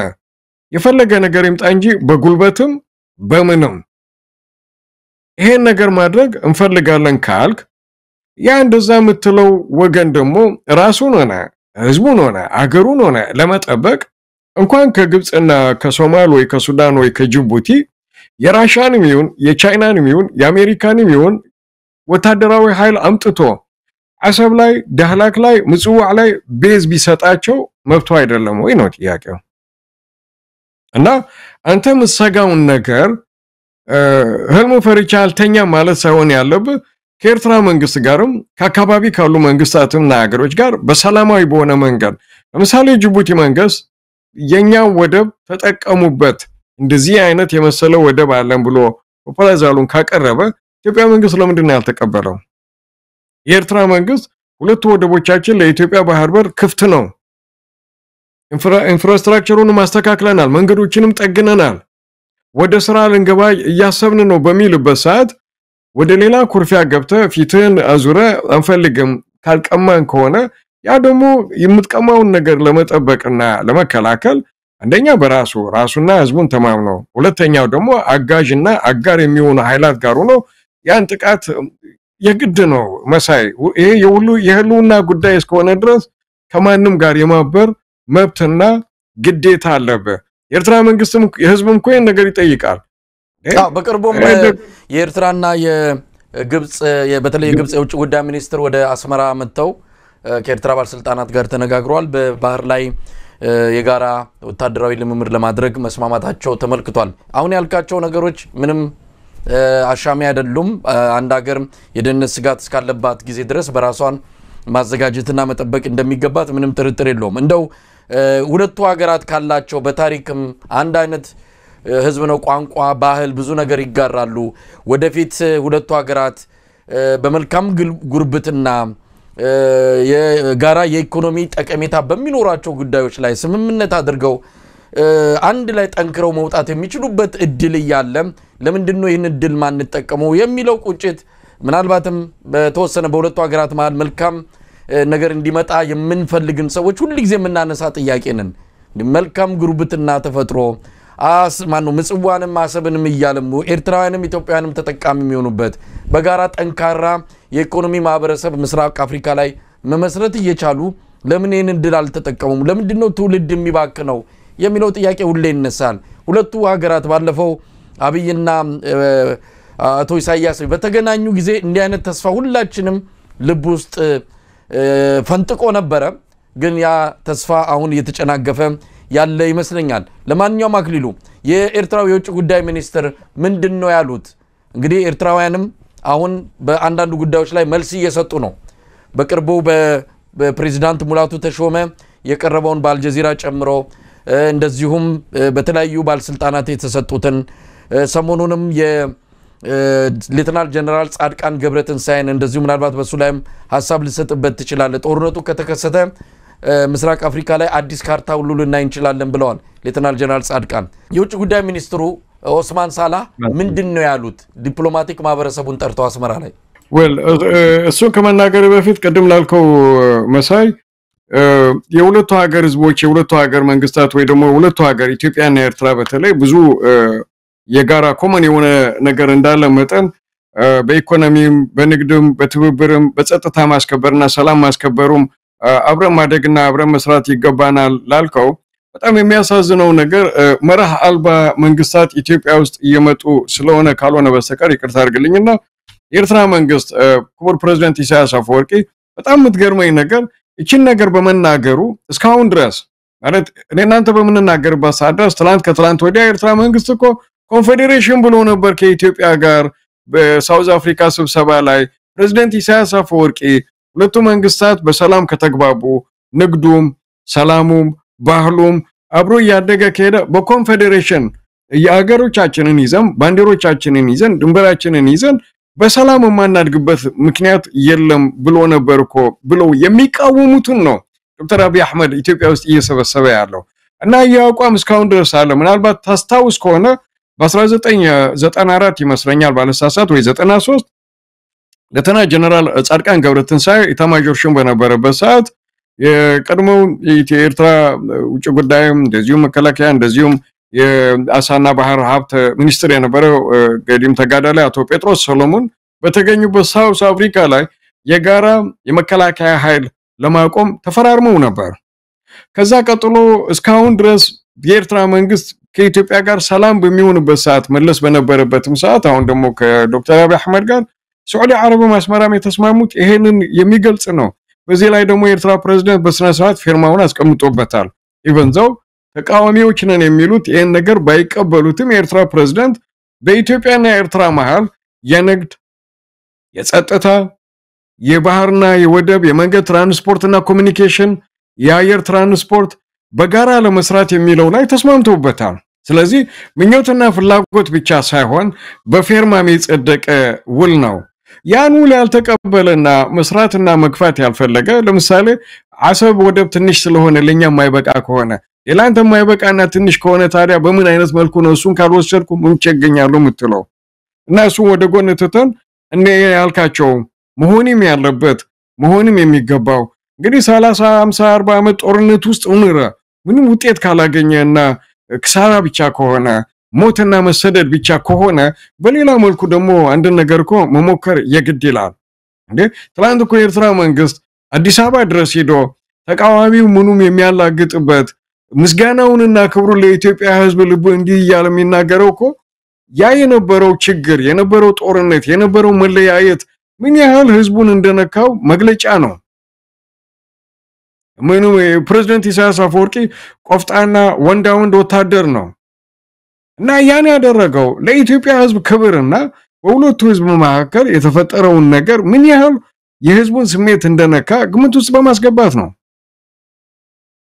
አሁን ለሚደረገው ነገር እየሞተን መስዋዕት እየከፈለን ለመጣነው ሰላም የኤርትራ 20 ዓመት ሙሉ ሞቷል መስዋዕት ከፍለዋል እና ለመጣነው ሰላም ካሁን በኋላ ዶክተር አብይ አህመድ ይምራው ናናኔ ናስወግደ ፕሬዝዳንት ሆነ አላለውም እየተሰዋን ለመጣነው ሰላም ይምራን ሁለቱን ህዝብ መነጣጠል አንችልም አንፈልግም ያ ማለት ግን ኢትዮጵያዊው ዜግነቱን ፍቆ ኤርትራዊ ነኝ ይበል አይደለም ወይ ደግሞ ኤርትራዊ ዜግነቱን ፍቆ ኢትዮጵያዊ ነኝ ይበል አይደለም በኢኮኖሚ በንግድ በማንኛውም ነገር ተስማምተን በጋራ መስራት እንችላለን ኤርትራና ግብጽ የተፈራረሙት ወታደራዊ ልምምድ ኢትዮጵያና ራሻ የተፈራረሙት የባህር ኃይል ስልጣና ለምንድን ነው ኢትዮጵያና ኤርትራ የማያደርጉት እና ይሄን የማይቀበል for some reason ኢትዮጵያ ውስጥ የሚመጣ መንግስት ነው አሁን ደግሞ የለየለት ጦርነት ውስጥ ካልገባን የሚል መንግስት ነውና ይሄ ያነሳው ጥያቄ very important አስፈላጊ ነው የኢትዮጵያ መንግስታት ውጭ ብለው ሰከን ብለው ጦርነት ውስጥ ገብተናል ከዚህ በፊት ለምንድን ነው በሰላም አብረን ማንሰራ አብረን እንደ ጎረቤት ሀገር ተከባብረን ህዝቡም እየተጋገዘ ማንኖርበት ምክንያት ብሎ ማሰብ አለባቸው ነው ማለት አቶ ዑስማን ሳላህ የውጭ ጉዳይ ሚኒስትር ኤርትራ ለመጀመሪያ ጊዜ ሊባል ይችላል ምናልባት እኔ እስከማውቀው ለመጀመሪያ ጊዜ ኤርትራ ውስጥ ያሉ ይመለከታቸዋል የሚባሉ የውጭ ሀገራት አምባሳደሮችንና ቆንስሎችን ሰብስቦ አንድ የሆነ መግለጫ የሰጠበት ነገር ነበር ያ የሰጠው መግለጫ ደግሞ የኤርትራ መንግስት ወይ ደግሞ የኤርትራ ውጭ ጉዳይ ሚኒስትር ኑና ባካችሁ አዳምጡ ኑና ስሙን ብሎ የጠራው ሳይሆን እኔ ቀደም ከሰላም ስራውኝም ደውዬ እንዳረጋገጥኩት ወደ ኤርትራ አንዳንድ አምባሳደሮች ያቀረቡት ጥያቄ ነው አምባሳደሮች ያቀረቡት ጥያቄ ደግሞ አቶ ጌታቸው ረዳና ማኑ የውጭ ጉዳይ ሚኒስትር ጢሞቴዎስ ለአንዳንድ አምባሳደሮች ኤርትራ ኢትዮጵያን ለመውረር በሙሉ አቅሟ በሙሉ ኃይሏ ተዘጋጅታለችና አንድ ነገር በሉልን የሚል ክስ ነገርና ስሞታ ስለሰሙ ኤርትራ መንግስት የኤርትራ ውጭ ጉዳይ ሚኒስትር እንደዚህ ተብለናል እንደዚህ በሚሽኖቻችን ተነግሮናልና ይሄ ነገር እንዴት ነው ብሎ በጠየቁት መሰረት ነው የዩጁዋሊ ኤርትራ መንግስት ወይ ደግሞ የኤርትራ ውጭ ጉዳይ ሚኒስትር እንደዚህ ሰብስቦ ጋጋታ ፈጥሮ ፕሬስ ኮንፈረንስ አድርጎ አያደርግም ተደርጎ አይታወቅም እና በእነሱ ጥያቄ ነበር የተደረገ በተነሱት በተለይ ለቀረቡት 3 ጥያቄዎች ወይ 3 እንደ ኢሹ ይሆናሉ ተብሎ ለመጡት ማብራሪያ ሰጥቶበታል የውጭ ጉዳይ ሚኒስትር አቶ ዑስማን ሳላህ አንደኛው የኤርትራ መንግስት ኢትዮጵያ ውስጥ ካሉም ሆነ በራሱ ተነሻሽነት ኢትዮጵያን የመውረር ወይ የመውጋት ፍላጎት አለው ሁለተኛው የፕሪቶሪያ ስምምነት ተግባራዊ እንዳይሆን የማደናቀፍ ስራ በግልጽ እየሰሩብን ነው ሶስተኛው የባህር በር ያስፈልገናል ወይ ደግሞ ወታደራዊ ቤዝ ናቫል ቤዝ የምንከፍትበት የባህር ኃይል ምናቆምበት ወደብ ወይ በር ስለሚያስፈልገን ይህ እንዳይሆን ደግሞ ቅድም እንዳለው ከግብጽም ከሶማሊም ከምንም ጋር አብሮ የኤርትራ መንግስት ይሄን ነገር እያኮላሸብን ነው የሚል ክሶች አሉና ማብራሪያ ያስጡበት ነውና የኤርትራ መንግስት ሁሉንም ሙሉ በሙሉ ያልተቀበለው ነገር ነው ያለመቀበሉን ምክንያት ሲሰጥ ደግሞ ኤርትራ በማንኛውም ምክንያት በማንኛውም መንገድ ኢትዮጵያ ላይ የመውረር ሆነ የመውጋት ወይ ደግሞ የመዋጋት ፍላጎትም ምኞትም የላትም በፍጹም ይሄን ደግሞ በማንኛውም አይነት መልኩ ዲፕሎማቶች እስከ ድንበር አካባቢ ድረስ ሄደው የማየትና የመታዘብ ሙሉ ፍቃድ አላቸው የሚል መልስ ነው የተሰጠው። ሁለተኛው ስለ ኢትዮጵያ እና ኢትዮጵያ ፌደራል መንግስትና የትግራይ ውስጥ የነበሩ ህወሓቶች ወይ ቲዲኤፍ ጋር የተደረገው የፕሪቶሪያ ስምምነት እዚህ ላይ ገፍተንበት እንኳን መሄድና መናገር ባንፈልግ አንደኛ ነገር የተፈረመው ውል የኢትዮጵያ የውስጥ ጉዳይ እስከሆነ ድረስ ሞቀት አይሰማንም ቅዝቃዜም አይሰማንም ውሉ ተግባራዊ እንዲሆን ግን ኤርትራ አሁንም የበኩላን ሚና ለመጫወት ዝግጁ ነች ምክንያቱም ፕሪቶሪያ ላይ የተፈረመው ውል ኢትዮጵያ ውስጥ ያለውን ችግር ብቻ ሳይሆን ኢስት አፍሪካ ውስጥ ሊነሳ የሚችለውና ቀጠናውን የጦርነት ቀጠና ከማድረግ ያላቀቀ ውል እስከሆነ ድረስ ደስታችን ነው እንገልጽ እንጂ ተቃውሞውና ቅሬታ የለንም በዋነኛነት ግን የኢትዮጵያ የውስጥ ውልና የውስጥ ስምምነት እስከሆነ ድረስ ብዙ ገፍተን አስተያየት መስጠት አንፈልግም እዚህ የፕሪቶሪያው ስምምነት ምክንያቱም መሰረታዊ ጉዳይ ስለሆነ ነው የፕሪቶሪያው ስምምነት እንደምንሰማው ከሆነ ከጀርባ ያለ መረጃ ነው በማስረጃ አረጋግጦ መግለጽ ያስፈልጋል በርግጥ ግን እንደምንሰማው ከሆነ በኤርትራ እና በኢትዮጵያ ወንድሞ በአብይ አህመድና በፕሬዝዳንት ኢሳያስ አፈወርቂ መሃል መሻከሩ የተፈጠረው በፊት እንዲሁ የመከዳት ነገር እንዳለ በኤርትራውያን በኩል ይገለጽ ነበር የመጀመሪያው ዙን ጦርነት ሳይናገር ነው አብይ አህመድ ከትግራይ ወጣው በዛም ቅሬታ ነበር ብዙ ነገርን አብይ አህመድ በጀርባም በሚያከናውነው ነገር ኤርትራውያን ደስተኞች አይደሉም ለማንኛውም ፕሪቶሪያ ሲሄድም ምንም የተናገረው ነገር የለም የፕሪቶሪያው ስምምነት አንዱም አካል የውጭ ኃይሎች ከትግራይ ክልል ውጪ ያሉ ማነው በትግራይ ክልል ውስጥ ያሉ የፌደራል መንግስቱ የመከላከያ ሰራዊት በስተቀር ሌላው ይውጣ የሚል ማረጋገጫ ይሰጣል ስለዚህ ኤርትራ ደግሞ ጦሯን አላስወጣችም በዛም የተነሳ ኤርትራ በፕሪቶሪያው ስምምነት ደስተኛ አይደለችም ኤርትራንም በጦርነት ውስጥ ተጋብዛ ገብታ ከእንደገና ወደ ፊርማውና ወደ ፕሪቶሪያው ሲኬድ ግን ኤርትራንም ያገለለ ውጤቱም ደግሞ በዋናነት ለኤርትራ አጠቃላይ ፍላጎትም የሚጻረር ነው የሚል ነገር ይነሳል ይሄ በአደባባይ የተባለ ሳይሆን በውስጥ በመናገኛቸው መረጃዎች የተገለጸ ነው ስለዚህ የፕሪቶሪያው ስምምነት ላይ የኤርትራ መንግስት ደስተኛ አይደለም ባለት በጀርባ የሚባል ብቻ ሳይሆን ትላንት ጌታቸው ረዳ አዲስ አበባ ከውጭ ጉዳይ ሚኒስተር ጋር ሆኖ ለውጭ አምባሳደሮች በሰጠው መግለጫኮ አንዳንድ ትግራይ ውስጥ ያሉ ከሃዲ ባለስልጣናት የፕሪቶሪያ ስምምነት ወይ ፕሪቶሪያ ውል ካልተቀበለ የኤርትራ መንግስት ጋር ነው እያበሩ ያለ ብሏል ኦፊሻሊ ያለው ነው ማለት ነው በጀርባ ብቻ የሚባል አይደለም የኤርትራ መንግስት ግን ዛሬ በሰጠው መግለጫ ላይ ልክ ጦርነቱ በ2022 እንደቆመ ከህዳር ወር አንስቶ የኤርትራ ሰራዊት ወይ ደግሞ የኤርትራ ወታደር በአልጀርስ አግሪመንት ውል መሰረት በተባለው የኤርትራ ድንበርና የኤርትራ መሬት ላይ ገብቷል ወጥቷል ይሄን ደግሞ አሁንም በድጋሚ ማለት ነው ልክ ለጦርነት መንቀሳቀሰው ነገር የለም እንዳለው ማንኛውም አካል ከኢትዮጵያን በኩል ይሁን ከውጭ መንግስታት ይሁን መጥቶ መታዘብና ቦታ ድረስ ወርዶ ድንበሩን ያው የተሰጠ ድንበር አለ ከዛ ድንበር ያለፈ ነገር ካለ ማናስወጣበት ወይ ማንነጋገርበት ምክንያት የለም ብሎ በግልጽ አስቀምጧል መጀመሪያ ላነሳው ስለ ፕሪቶሪያ ውል ስምምነትና ኩርፊያ ምናልባት አንድ ትልቅ መገንዘብ ነገር ያለብን ነገር አለ መሳይ የኢትዮጵያ መንግስት እስካሁን ድረስ የሚወስናቸው ውሳኔዎች አንዳንዶቹ ልክ ጌታቸው ረዳ እንዳለው ሞቀስ ይለው የሚወሰን ውሳኔ ማለት ሳታስብበት የሚወሰን ውሳኔ ወይ የሚነገር ንግግር ሆኖ ይሰማናል ሁለተኛው ነገር ደግሞ ኤርትራና ኢትዮጵያ ወይ ደግሞ ኤርትራና ፌደራል መንግስት ትግራይ ውስጥ በነበረው ጦርነት በገቡበት ዘመን ጊዜ የኢትዮጵያ መንግስት ጦሩን ለኤርትራ መንግስት ሆነ ለኤርትራ ጦር ሳያሳውቅ ሆነ ማለት የጋራ ወታደር አዝመተ አንድ ሚሽን ላይ ካለ መነጋገር አለበት የግድ ነው ጦርነቱ ይቆም ይብቃን አይ ከዚህ በኋላ ገፍተን መሄድ አንችልም ልንወጣ ነው ብዙ የሚነገር ነገር አለ ሲቪላን ላይ ሊደርስ ለሚችል ጉዳትም በተመሳሳይ መልኩ ወናንተ ወታደሮች በኩል እንደዚህ የተደረገ ነው ብዙ መነገር የሚገባው ነገር ያ አልሆነም ያልሆነበት ዋነኛው ምክንያት ደግሞ የኢትዮጵያ መንግስት በራሱ የውስጥ አቋም የሚንቀሳቀስ መንግስት አይደለም በአንድ አመት ውስጥ ከ11 ጊዜ በላይ እነ ማይክ ሀመርና ሌሎች ሲመላለሱ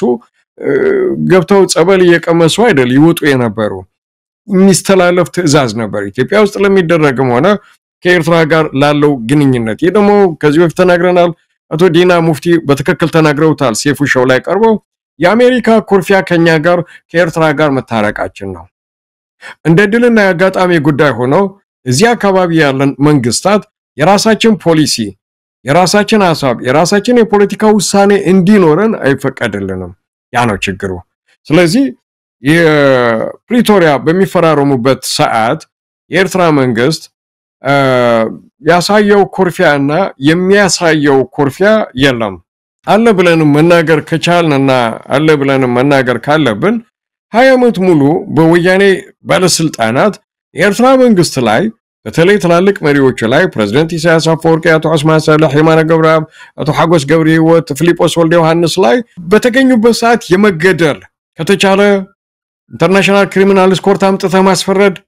ካልተቻለ በጦርነት ካልተቻለ ሬጂም ቼንጅ እና እንደዚህ አይነት ውሳኔ ይወስኑ የነበሩ ሰዎችና ይወሰን የነበረበት ሀገርና ክልል የኤርትራ መንግስት ደግሞ በእነዚህ ሰዎች ላይ አስፈላጊውን እርምጃ ሳንወስድ ነገሩ በመቆሙ ተናድጃለሁ ቢል ለምንድን ነው የነሱ ተቀባይ የሚሆነው የነዚህ ደግሞ ተቀባይ የማይሆነው? ግን ኩርፊያው ከዶክተር አብይ አህመድ እና ከኢትዮጵያ መንግስት የኤርትራ መንግስት ኩርፊያው በፍጹም ይሄ አይደለም። የኤርትራ መንግስት አቶ ደብረጽዮንን እንደዚህ እጁን ይዞ ሰላም ነው የምንፈልግ፣ አውራምባ ታይምስ ቲቪ ላይ ኢንተርቪው አለ፣ ቪዲዮም አለ፣ ልክላለሁ። አንተና ኢሳያስ አፈወርቂ ምንድነው የምትባባሉት አለው ዳዊት ከበደ። አይ ፕሬዝዳንት ኢሳያስ አፈወርቂ እጄን ይዞ ሰላም ነው የምንፈልግ፣ ይብቃው የህዝብ አብረን በሰላም እንስራ፣ ለሰላም እንስራ ነበር ያለኝ። ጦርነት ልታነሱ እየፈለጋችሁ ነው አለኝ። ኖ አልኩት። ኖ መረጃው አለን፣ ስለዚህ ፕሊዝ ጦርነት አያስፈልገንም አይሆንም አልኩት ነው ያለ። እና ይሄን ያለን መንግስት ፕሪቶሪያ ሄደን ስለተፈራረምን አኮረፈ የሚል ጌታቸው ረዳም የጻድቃንም የሌላ ማስተያየት በእኛ በኩል ውድቅ ነው፣ ተቀባይነት የለውም። አሁንም ቢሆን ደብረጽዮን ይሁን ጌታቸው ረዳ ይሁን ዶክተር አብይ አህመድ ይሁን ከኤርትራ ህዝብና መንግስት ጋር ሰላም ነው የምንፈልግ ካለ የኤርትራ መንግስትና ህዝብ እጁን ዘርግቶ እንደሚቀበል 100% እርግጠኛ ነኝ። እና የኢትዮጵያና የኤርትራ መንግስት መኳረፍ የመጣው ከዛ በፊት በአንዳንድ ውሳኔዎች ላይና አንዳንዴም በሚነገሩ ነገሮች ቅሬታ ነበር። በርግጥ ለምሳሌ አቶ ዲና ሙፍቲ የተናገሩት የኤርትራ ህዝብ ናጽነቱን አይፈልግም ምን ማለት ነው? 70 ሺህ ህዝብ መስዋዕት የከፈለን ህዝብ ናጽነት አይፈልግም ማለት ምን አይነት አነጋገር ነው? ከዛም በፊት አቶ ሽመልስ የኦሮሞ ክልል መስተዳደር ጽፈት ቤት ውስጥ ኢትዮጵያና ኤርትራን ካርታ አንድ ላይ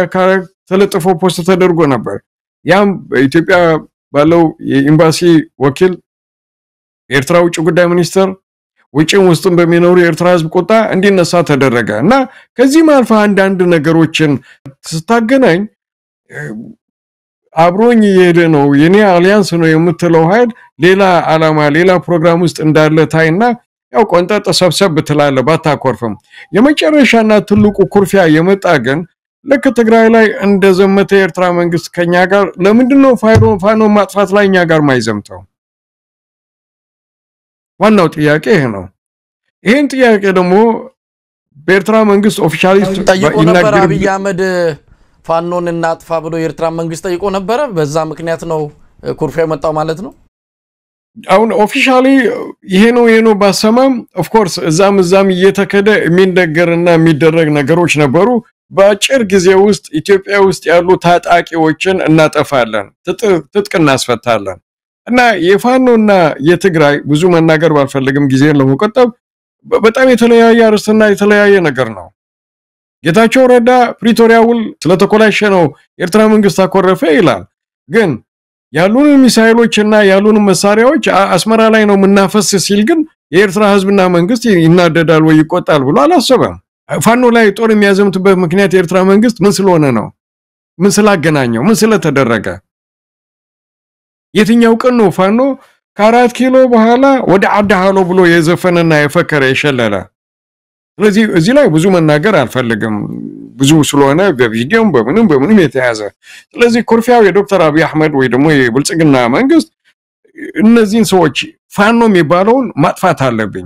ለዚህ ደግሞ ምናልባት በግልጽ ባልናገርበትም ያው ሚዲያ ላይ እናገርበታለን የዶክተር አብይ አህመድ ወይ ደግሞ የብልጽግና ፓርቲ ፍላጎት አንድ ፍላጎት አለ ትግሬዎችንና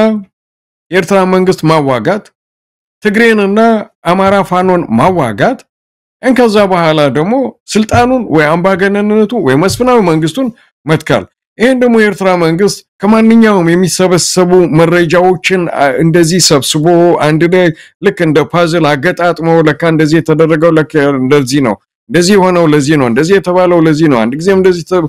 እነዚህ ሁሉ ነገሮች አሰባስቦ ሲያይ በማንኛውም መልክ የኤርትራ መንግስት ትግራይ ላይ ካሁን በኋላ ለሚደረግ ጦርነት እጁን አያስገባም አለዛን ኤርትራ መንግስትና ህዝብ ላይ ሚሳኤል እስካልተተኮሰ እንደበፊቱ ከፋኖ ጋር በሚደረገው ጦርነትም ከሆነ ያስታራቂነት ሚናውን መጫወት ነው የሚፈልገው ካልሆነ ግን በማንኛውም አይነት መልክ መሳሪያ አስታጥቆ ወታደር ልኮ የሚዋጋበት የሚያሳትፍበት ምክንያት የለም የኩርፊያው ዋና ምክንያት የታቸው ረዳም አንዳንድ የብልጽግና ሰዎች እንደሚሉት ሳይሆን ኩርፊያው ፋኖን ለማጥፋት በመናደርገው ዘመቻ የኤርትራ መንግስትና ሰራዊት ለምንድነው የማይተባበረን አራት ነጥብ ከዚህ ውጭ ብዙ ነገር ሊባል ይችላል ተቀባይነት የለውም በማንኛውም አይነት መልኩ ኢሳያስ አፈወርቂ ተخالفና ብሏል እንዴ 20 ዓመት ሙሉ ኢሳያስን ከቤት እንደማይወጣ አርገን ዘግተነው አብይ አህመድ መጥቶ ነው ማቀቡ ምንም እንዲነሳ አድርጎ እንዲወጣ ያደረገው ብሎ ኮነሱም እስካሁን ድረስ ቁጭት አለባቸው ወይስ የኤርትራ መንግስት እያንዳንዱን የግድ መናገር አለበት ቁጭት አለባቸው እስካሁን አክሊሉ እንግዲህ ይሄ በሁለቱ ሀገራት መሃል በመንግስታትና በህዝቦች የሚባሉ ነገሮች ሉዓላዊነትን አንዱ ያንዱን ከመንካት አንፃር የሚደረጉ ነገሮች በርግጥ ልክ ነው ግንኙነትን ያሻክራል አሁን ቀደም ሲል አንተ የተከስከው ሽመልስ አብዲሳ ቢሮ ያ ካርታ መቀመጡ አንዳንድ ነገሮች መደረጋቸው በአንጻሩ በኤርትራውያንም በኩል ባለፈው በጃፓን የኤርትራ አምባሳደር እንደዚሁ የኢትዮጵያን አጠቃላይ ሁኔታ ከማሳነስና ከማኮሰስ ታሪኳን ለኢትዮጵያውያን ኢትዮጵያን ለምንወድ ጥሩ ያልሆነ ነገር የሚሰጡ ነገሮች አንዳንድ የኤርትራ ባለስልጣናትም ያደርጋሉ እንዲህ አይነት የኢትዮጵያን ክብር ዝቅ የሚያደርግ በርግጥ በሶሻል ሚዲያ ላይ አሁን ከፍተኛ የሆነ እንትን ነው ማየው በብልጽግና ደጋፊዎችና በኤርትራውያን መሃል የሚደረገው ልውውጥ ጤናማ አይደለም አንዱ ያንዱን ክብር የሚነካ አንዱን የሚያሳንስ የሚያቆስስ ይሄ ነገር ጥሩ አይደለም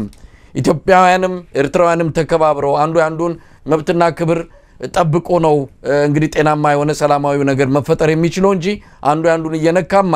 ጥሩ አይሆንም የሚለው ነገር አስታራቂ ነው ለማንኛውም በዚህ አንፃር ምን መደረግ አለበት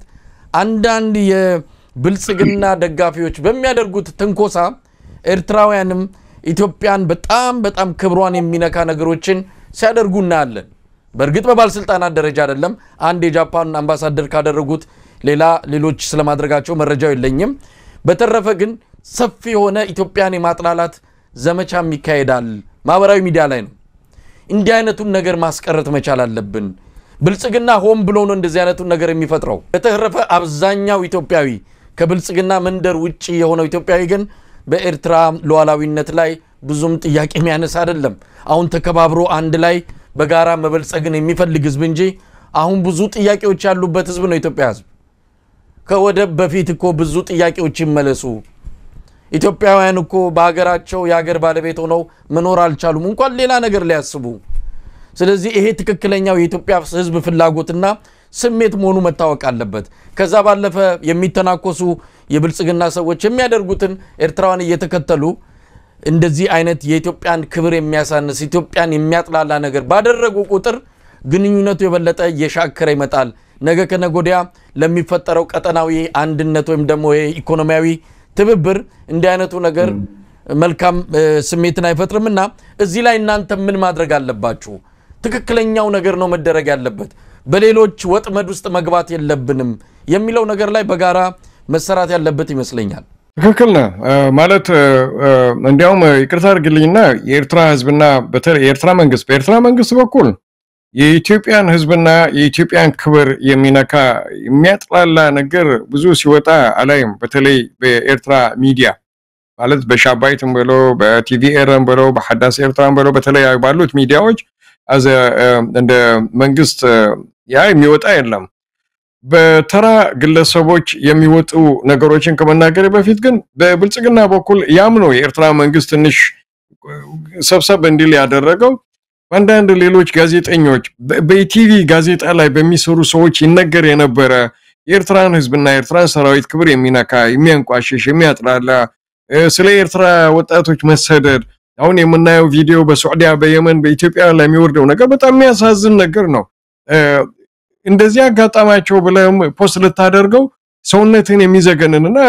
ስሜትን የሚነካ ነገር ነው አናደርገውም በኢትዮጵያ በኩል ይህ ነገር ሲደረግ እንደ በመንግስት ሚዲያ ላይና በመንግስት ቴሌቪዥን በመንግስት ትላልቅ መስሪያ ቤት ሆኖ ለሚደረጉ ነገሮች ተው ይሄ ነገር ስህተት ነው የአንዲትን ሀገር ትነስም ትለቅም ለምን የጅቡቲን ክብር አይነኩም ጅቡቲ እኮ 500 ሺህ ህዝብ ያላት ሀገር ነች ጅቡቲ እኮ የኤርትራን ያህል ወታደራዊ ኃይል የሌላት ሀገር ነች ጅቡቲ እኮ እንደ ኤርትራ 30 ዓመት ሙሉ ተዋግታ ነጻነቷን ያገኘች ሀገር አይደለችም ለምንድነው የጅቡቲን ክብር የማይነኩ የሚል ቁጣ አንዳንድ ጊዜ አለና የኢትዮጵያ መንግስት ይሄን አታድርጉ ባለማለቱ ትልቅ ቅሬታ አለ በህዝቡም በመንግስትም አሁን ላልከው ግን እየተካሰስን መኖር አይደለም ያለብንና በእኛ በኩል የኢትዮጵያን ህዝብ እንደ ህዝብ አማራውንም ኦሮሞውንም ጉራጌውንም ቤኒሻንጉልንም አፋሩንም ጋምቤላውንም የሚያጥላላና ክብሩን የሚነካ ነገር መደረግ እንደሌለበት መደረግም የሌለበት ነውራምና ነውርም የሆነ ስራ ነው ምክንያቱም ህዝብና መንግስት ህዝብና አገር ካለው ስርዓትና ሲስተም ለይተንና ነጥለን ማየት አለብን የግድ ነው ኢትዮጵያ ውስጥ ያለ ህዝብ ምን አይነት ምቾት ስላለው ነው ከአቢና ያቢ ተከታዮች የሚያነሱት የማጥላላትና የኤርትራን ህዝብ ክብር የሚነካ የኤርትራን ህዝብ የከፈለውን ዋጋ የሚያሳንስ ነገር ሲናገሩ እዛ ያለው የተጨቆነና የተበደለን ህዝብ በዘሩ በቋንቋው በሃይማኖቱ በክልሉ በብሔሩ የሚገፋን ህዝብ ተመልሰ መስደብና ክብሩንና ስሜቱን ሊነካ የሚችል ነገር ማድረግ ተገቢም አይደለም ስህተትም ነው 100% እርግጠኛ ነኝ በኤርትራ መንግስት በኩል ተቀባይነት የለውም ይሄን ነገር ያደረግ ኤርትራ መንግስት ደጋፊና ወዳጅ ነኝ ብለ መጨፈር አትችልም አንድ ቀን የምትጠየቅበት ይሆናል በግልጽ ነው የምነግርህ በፍጹም በማንኛውም ሰዓት ህዝብንና ባህሉን ሃይማኖቱን የህዝቡን ክብር መንካት ነውርና ክልክል ነው ይሄን የሚያደርጉ የሶሻል ሚዲያ አክቲቪስት ወይ የሶሻል ሚዲያ ተጠቃሚዎች ደግሞ የሉም ማለት ትንሽ ይከብዳል አሉ በብዛት አሉ ማይታወቀው የኤርትራ ባንዲራ ለብሶ የኢትዮጵያን ህዝብና የኢትዮጵያን ክብር የሚነካውን እንኳን ደፍሬ ኢትዮጵያዊ ነው ኤርትራዊ ነው ከኢትዮጵያ ከአማራ ነው ከትግሬ ነው ባልልም አትሊስት እንደኛ አይነት ፊታቸውን ገልጠው የሚናገሩ የሚጽፉ አክቲቪስቶችን በዚህ አጋጣሚ በአንተ ፊት ምለው ነገር የኢትዮጵያን ህዝብና ክብር የሚነካ ማንኛውም አይነት ነገር መደረግ የለበትም ማድረግም የለብንም ምክንያቱም የኤርትራ መንግስት የማያደርጋቸውን ነገሮች የማይላቸውን ነገሮች ማድረግ ስተት ነው መቀበልም የለብንም ማድረግም የለብንም ምክንያቱም ይሄ አሁን ያለው ኮረኮንች መንገድ የሚመስል ነገር አልፎ ነገ ደግሞ ለጥ ያለ አስፋልት መጥቶ ይህ ህዝብ አንድ ላይ የሚበላበት የሚጠጣበት የሚገባበትና የሚወጣበት አዝማሚያ ሊፈጠር ይችላል ስንት ሺህ ኪሎ ሜትር ተሻግረን መተን እዚህ ከነጩም ከጥቁሩም ጋር my brother and sister ብለን እየኖርን እዛ ድንበር ላይ እየተጋቡ እሳት ጠዋት ተነስተው እሳት ሊጫር የሚሉ ህዝቦች ላይ እንደዚህ አይነት ስድብ እንደዚህ አይነት ውርደት ያለው ቃላት መለዋወጥ አያስፈልግም አስፈላጊም አይደለም በኔ በኩል አግሊሉ እዚህ ላይ ቀደም ሲል ስታነሳው የመንግስትንና ስርዓትን እንለይ የሚለው ነገር ስታነሳው በርግጥ አንዳንዶች በቀጥታ የኤርትራን ህዝብ ይቀርታ ኤርትራን ሉዓላዊነት ከመካት አንፃር አንድ ላይ ጨፍልቆ የሚያደርጉትን ነገር እሱ ትክክል አይደለም በዛ አንፃር ብዙም ልዩነት የለኝም ነገር ግን የፕሬዝዳንት ኢሳያስ አፈወርቂን ወይም ደግሞ የኤርትራን መንግስት የሚመራውን አካል አንዳንዶች ሲተቹ የኤርትራን ህዝብ እንደተነካ የኤርትራ ባህል እንደተነካ የኤርትራ ሉዓላዊነት እንደተነካ አድርገውም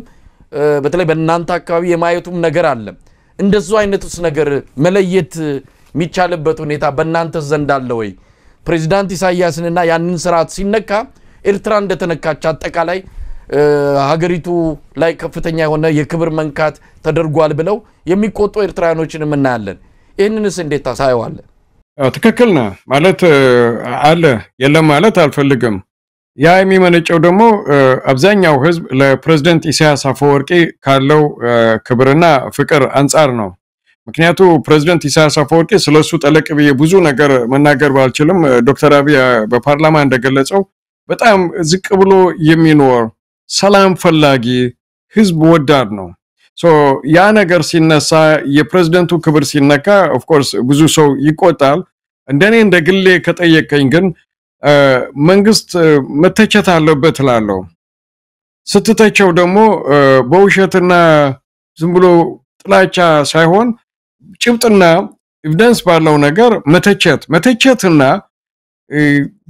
የግለሰቦችን ክብር መንካት ይሄ ቆረቆንዳ ሽማግሌ ብሎ መሳደብ ለምሳሌ በጣም ትላልቅ ከምትላቸው አክቲቪስቶች መንግስት ሚዲያ ላይ ከሚሰሩ ሰዎች እንደነጋ ያንተም ታረጃለኮ ፕሬዝዳንት ኢሳያስ አፈወርቂ በ1990 እና ከዛ በፊት የነበረው ቁመና ስብና መልክ ቁመት ሴፍ የሌለው ሚካኤል ይመስል የነበረ ደልዳላ ሰውዬ ነው በዚህ እድሜ እሱ በነበረው እድሜ ያለ ቁመናና ስብና የፕሬዝዳንት ኢሳያስ አፈወርቂን ሩባ ያክልም እና እድሜ የሚያመጣቸውን ለውጦች ተጠቅመ ይሄ ሽማግሌ ይሄ ቆረቆንዳ ይሄ ያረጀ የሚባል ነገር ሲሰማ ኦፍ ኮርስ አንዳንድ አክቲቪስቶች ማለት ይችላል በከፊል ህዝቡ ማለት ይችላል ይቆጣል ይናደዳል መሆን የለበትም እላለሁ በመንግስት ላይ ለሚመጣ ትችትና ወቀሳ ግን መንሰማለን መስማት አለብን ሶ መንግስት ሁሉ ጊዜ ይተቻል ይወቀሳል ምንም ነገር ቢሰራ ላይመሰገን ይችላል ያለ ነገር ነው እና የኤርትራ መንግስት ተነካና የኤርትራ ህዝብ የኤርትራ ሀገር ተነካች ብለው የሚያስቡ ሰዎች አሉ ይናደዳሉ ይሳደባሉ ይጽፋሉ ብዙ አስፈላጊ አይደለም ነው ማለት አስፈላጊ አይደለም የምለው ለምንድነው ሌላ ብዙ ንቃትን አዌርነስን ሊያሳድግ የሚችል ነገር ለሰላምም ይሆነ ሌላ ነገር ልታስተምርበትና ልትማርበት ከምትችል ነገር ያዙሪት ውስጥ ይከታል የስድብና የቃላት የመመላለስ አዙሪት ውስጥ ይከታልና ያታሰቡበታል ኢትዮጵያና የኢትዮጵያ ህዝብ የኢትዮጵያ መንግስት በእኛ እይታ ለየብቻው ነው 5 ዓመት ያደረገ የዶክተር አብይ አህመድ መንግስት ያገዛዝ ለዛውም ከውድቀትና ከመታሰር ድኖ በቄሮም በፋኖም በነበረው የዛን ጊዜ ግርግር ድኖ እንደ አዲስ መዋቅር ውስጥ ገብቶ ፕሬዝዳንት የሆነን ወይ ፕራይም ሚኒስተር የሆነን መንግስትና ቢያንስ ደና ብዙም ባልናገር ለ50 ለ60 ዓመት ኤርትራውያን ኢትዮጵያ በሚኖሩበት ሰዓት ተከባብሮ ተፋቅረው ይኖሩ የነበሩ ህዝቦችን ከኢትዮጵያ መንግስት አሁን ካለው ጋር አንድ ላይ ያደምረን ምን ወቅትበት ምክንያት የለም ምን ስላገኘ ያ ህዝብ ና አይደረግም ማለት አልችልም ይደረጋል እየተደረገም ነው ያ ደግሞ ከንዴትና ከቁጭት የመጣ ነው ጻድቃን ካርታ ይቀየራል ባህሩንም መሬቱንም እንወስዳለን ካለ እንደዚህስ ቢሆን ይያለ ሚሳደባለ ሚናገራለ ፖስተር ካርታ ሚሰራማለ ያ ግን በመንግስት ደረጃና በመንግስት መዋቅር ስላልሆነ ብዙ የኢትዮጵያ ህዝቡም ሆነ ኢትዮጵያን ወዳድ የሆነ ኢትዮጵያዊ ይሄንን ግምት ውስጥ እንዲያስገባ ደግሞ በዚህ አጋጣሚ መናገር ፈልጋለሁ መሳይ አክሊሉ በጣም አመሰግናለሁ እንግዲህ ጨርሰናል መልእክት ካለ እንግዲህ ጦርነቱ አይከሰትም ብለን ነው ብዙዎቻችን የምንመኘው ብቻ ሳይሆን ምን ጸልዮም ጭምር ነው እዛ አካባቢ ጦርነት አያስፈልግም እንደው በአጠቃላይ በመጨረሻ የምትለው ነገር ካለ መጨረሻ ላይ እኔ ብዙ ማለት ባልችልና ባልፈልግ መጨረሻ ላይ የሚለው በተለይ ለብልጽግና ፓርቲ ወይ ደግሞ ለኢትዮጵያ መንግስት መሪዎች ባለፈው 30 40 50 ዓመት የነበረው ጦርነት ክሳራ ውድመት ብድር እዳ ድህነት የህዝብ መብጎሳቀል የህዝብ መሰደድ እንጂ ያመጣው ትልቅ ነገር የለም ጦርነት ኢትዮጵያ ውስጥም ይሁን በኢትዮጵያና በኤርትራ ውስጥም ይሁን በማንኛውም አካባቢ አስፈላጊ አይደለም ነው ማለት እዚህ ውጭ ያሉ ሶሻል ሚዲያ አክቲቪስቶች ላልካቸው ኦፍ ኮርስ እኔ ስለተናገርኩ አንተ ስለተናገርክ ይለወጣል ባለለም ህዝብንና የህዝብን ክብር ሀገርንና የሀገርን ክብር ከሚነካ ነገር በኤርትራ በኩል አንዳንድ አክቲቪስቶቻችን ከሚጽፏቸው ኢትዮጵያን በዚህ መልክ ተበታትና ማየት ነው የምንፈልገው የሚባሉ ነገሮች ኢትዮጵያ ውስጥ ያለው ጦርነት ከዛም በበለጠ አድጎ ማየት ነው የምንፈልገው የሚባል ነገሮች እንዲቆሙ በዚህ አጋጣሚ መናገር ፈልጋለሁ ምክንያቱም ኤርትራ ህዝብ ላይ የደረሰው ችግር ስቃይ ሰቆቃ ኢትዮጵያ ህዝብም ሌላ ህዝብ ላይ እንዲደርስ አንፈልግም በተመሳሳይ መልኩ ደግሞ በኢትዮጵያውያን ኃላፊነት በማይሰማቸው አክቲቪስቶች ኤርትራ ጥሊያን የፈጠራት ነች ኤርትራ ጥሊያን የፈጠራት ከሆነች የተገዛችና ኢትዮጵያ አካል አልነበረች ስለሆነች ደወሪ ማለት መታመም የለባቸውና ህዝብንና የሀገርን ክብር ደግሜ አለመንካትና ጦርነት ውስጥ ሊያስገባ የሚችል ውጭ የሚኖረው ላስት ታይም ቢያለው ኢትዮጵያውያን ከኔ ጋር ይሰራሉ ሻይ ቤት ቢላርዶ ቤት ከኢትዮጵያውያን ጋር እንጫወታለን we don't have any problem so በዚሁ እንዲቀጥልና በህዝቡ መሃል እንደዚህ አይነት ሰላም እንዲፈጠር ነው መፈልግና ሰላሙን ይቀጥልልን ሰላም ለኢትዮጵያ ሰላም ለኤርትራ ሰላም ለመላው ኢስት አፍሪካ ይስጥልን የኢትዮጵያ መንግስት ደግሞ ወደ ኋላ ዞር ብሎ ያለፉትን አይቶ ወደ ሰላም የሚያመጣ ልቦና እንዲሰጣቸው ደግሞ በዚህ አጋጣሚ መልእክት አስተላልፋለሁ አመሰግናለሁ መሳይ አክሊሉ እንግዲህ የማህበራዊ ሚዲያ አንቂ በሚኒሶታ ሚኒያፖሊስ ነዋሪ እንደዚሁም በኤርትራን ጉዳዮች በምስራቅ አፍሪካ ባሉ ጉዳዮች ላይ በተለያዩ መድረኮች በመቅረብ ሐሳብን መረጃም በማቅረብ ተሰራነ በዚህ አጋጣሚ ጥሬና ክብረ በመገኘት ይህንን ውይይት በማድረግ በተመልካቾች ስም ከልብ ነው አመሰግናለሁ አክሊሉ ሳለ እግዚአብሔር ይስጥልኝ መልካም ጊዜ እኔም አመሰግናለሁ ስለጋበዝከኝ